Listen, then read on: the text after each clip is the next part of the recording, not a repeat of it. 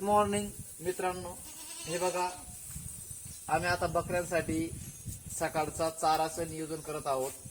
हा आहे मुरघास, त्याच्यानंतर हे खाद्य टाकलेलं आहे, याच्यात हळद, मीठ आणि हिमालय 32 असं मिक्स केलेलं आहे। ते पूर्ण टाकून त्याला एकत्र केलं। एकत्र केल्यावर हे याप्रमाणे त्याला मिक्स करायचं आणि मिक्स करून झालं हे असं टाकलं।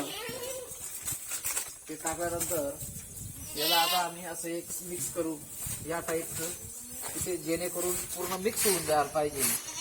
आणि काय म्हणतात बघा मित्रांनो, आता आम्ही ह्या टब मध्ये भरलेला आहे। हा आता टब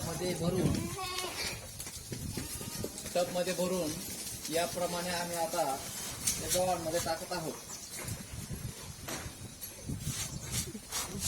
आम्ही तो एक गव्हाने टाकला आणि गव्हाने टाकल्यानंतर बघा शेळ्या कसं छान आवडीने खात आहेत।